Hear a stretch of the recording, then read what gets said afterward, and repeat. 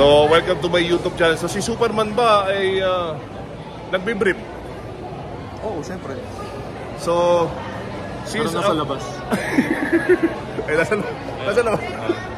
So, sino ang pinakagwapong Superman ng Amerika? Kasi ngayon may bago ito. Ito. Superman. David Cornsworth yung bago. So, sino yung pinakapaborito mong Superman? Bukod sa'yo, siyempre. Siyempre, ano pa rin, Christopher Reeve. Christopher Reeve. Yung pinakauna. So, sa tingin mo, kasi napanood ko yung pinaka-Superman, tingin mo, isa sa pinakamagandang version ng pelikula yun? Ito?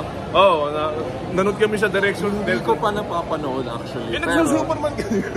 Na-busy sa gig hindi. Pero sa reality naman, ang dami nagsasabi na siya yung pinaka-accurate pagdating sa comic books. Okay. Like yung feeling ng comic books. Okay. Ay yung Superman na bago na pelikula? Bago. Okay. Kasi nung napanood ko, parang yung basta maganda siya eh. Maganda siya pero ibang-iba siya, hindi siya parang pinagkakitaan tayo ni Superman eh. So sa tingin mo ba from sinauna hanggang 2025, meron pa susunod na 2026 bagong Superman? Sana naman hindi kasi ang ganda na ng start nito eh. Like yung start ngayon ng bagong Superman, maganda na yung pagka-start niya. So sana naman hindi magbago, sana tuloy-tuloy na nila or at least mahaba yung pagkagawa. Sa tingin mo ba, bakit natatakot siya kay Kryptonite? Eh, yun yung weakness niya eh. Like, that's my weakness. That's, weakness ni Superman. Yeah. So, sa tingin mo ba, ito, trivia lang since sa labas siya nagbibrief, sa tingin mo ba tuloy si Superman? I will leave that to speculation na lang. Ganun na lang. That's for me to know and for you to find out. Okay.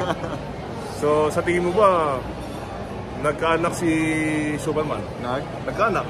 Nagkaanak? Oo, may anak si Superman. Hindi ko nga alam pangalan niya, pero may anak yun. Okay, kasi doon sa pelikula, meron siyang Superdog. Mas malakas pa si Superdog kaysa kay Superman? Hindi, syempre. kaya lang siyang bugbugin or pero hindi naman. Mas malakas pa rin si Superman. Okay. So, bakit naiiba-iba ang simbolo ng Superman through the years? Sa tingin mo? Feeling ko design Q lang naman talaga. Kasi originally naman talaga X lang eh. As in talagang walang style ni isa. Parang letter S lang. Pero pinag-iba-iba na lagi. And siguro yung ngayon na S na ito, feeling ko modern rendition lang talaga. So sa artistang nowadays, mga bago or sa sikat, sa tingin mo, sino ang pwedeng gumanap na Superman ng Pilipinas? Mahirap yan. Hindi ko pa alam yung mga pangalan ng mga artista, pero for the memes, kasi si Ding Dong. Si Ding Dong dati. Okay. So, sa tingin mo ba, may gagaling pa kay Christopher Reeve sa pinakamagaling version ng Superman?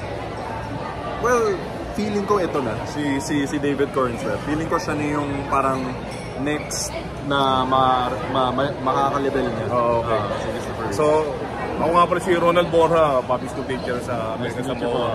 Bakasyon lang kami. So, your name is? Joshua De Guzman. So, how old are you, if you don't mind? 24 years old. May anak? Wala. May anakan? Wala. May pupuntisin sa, sorry. Wala pupuntisin. May girlfriend? Yung Lewis Lane ko ba? Uy, alika dito! Sumama ka dito! Kaya pala nagyayapo sa ito May Lewis Lane po ako. So, sa tingin mo ba, kayo na ang sorry. Forever naman.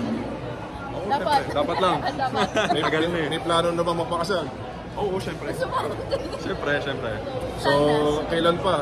Kailan pa yung panuloko? Ay, kailan pa yung pag-iibigan? Ipon daw muna. Tatlong taon na. So, anong nagustuhan mo kay Superman? Yung passion niya for cosplay. Okay. Sabi ko, wala akong nakilalang lalaki na kayang 3 oras tuloy-tuloy about sa kung ano yung sinusunod. Wala pa kayong balak mag-abroad? Kung pwede lang. Kung pwede lang talaga. Kung para pwede, kung mamit kaya. mo Superman. No, namit namin. Namit namin siya. Nung bumisita sila dito. Nagkaroon ng Superman tour. Okay. And yung pinaka-first stop nila was Philippines. Pagpunta nila dito, namit talaga namin. Wala ka ba balak mag-artista kasi gwapo yung boyfriend mo?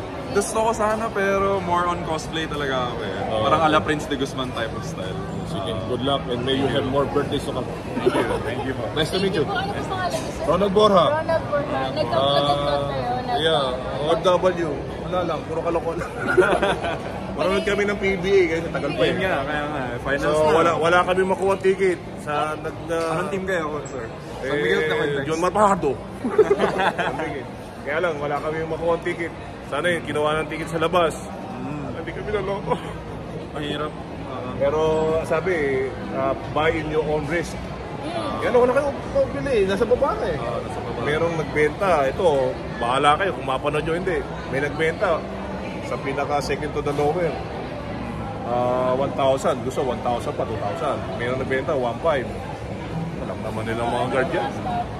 Pero, Mahirap. yeah, Merry Christmas and a Happy Merry Valentine's. Christmas. Nice to meet you again. Nagpa-vlog kayo? Oh, nagpa-vlog. Kung gusto niyo mag-subscribe, si Ronald My Love, Ronald Borja, dalawa yung channel ko. Ronald Borja. So, pwede tayo mag-Facebook. Okay lang, sige, walang problema. Sige. Kakat ko muna to ha. Sige po. Thank you.